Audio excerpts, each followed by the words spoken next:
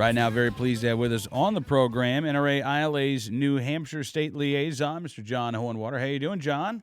I'm doing well, Cam. Happy New Year. Happy New Year. And yeah, we're getting things started quickly. I understand that up in New Hampshire, there already have been several gun bills that the House has either considered or will consider soon.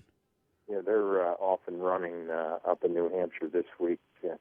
We had two bills voted on the last couple of days. One bill we talked about over the last year, and that's permitless carry, and the other bill is beefing up preemption. Both bills passed the House. They're going to be on their way over to the Senate, despite the governor's opposition to the bill. So it's going to be a battle, Cam. We're going to have to come up with the votes to override a veto, and at this point, we're a few votes short by the votes that were taken in the House, but the game's not over yet.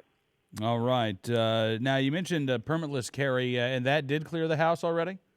It did. That was voted on yesterday. Today, I may have them backed up.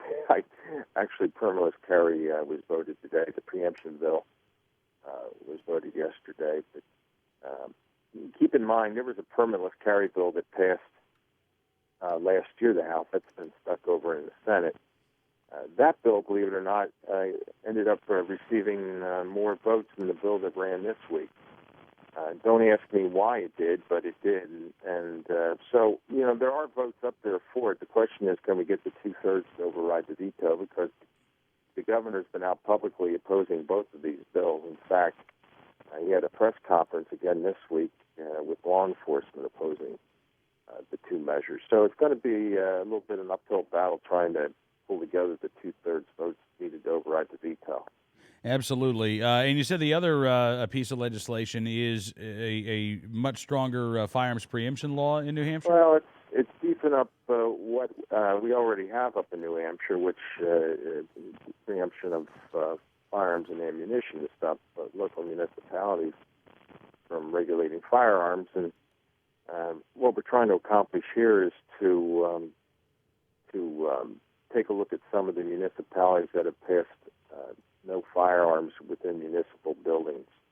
And it's a problem not only we've had in New Hampshire, but we've had it across the country. So this is tightening up that language, and if it gets enacted, it should put an end to that. Okay. So what should gun owners be doing? I mean, they need to be contacting their state senators, but it sounds like they may need to contact their state reps as well for a veto override. Well, you're absolutely right. I think they need to do both. Again, we're votes short for an override, and the Senate's going to be taking up this measure here over the next several months. So unless we get the votes to do an override, we're going to have problems. So as I said, this game's not over. We're going to be taking a look at the roll call votes, and I would encourage our members up in the state of New Hampshire to go online, check out the roll call vote, and if your legislator voted the wrong way, ask them why they did.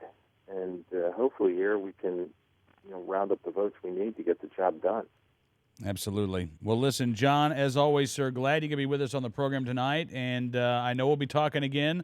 Not only are you NRA ILA's New Hampshire State Liaison, but you're also Pennsylvania State Liaison. What other states do you travel to?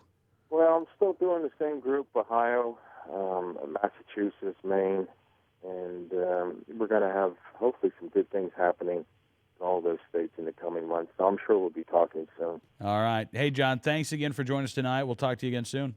You have a good evening, Cam. You too, sir. John Hohenwater, NRA ILA's New Hampshire State Liaison.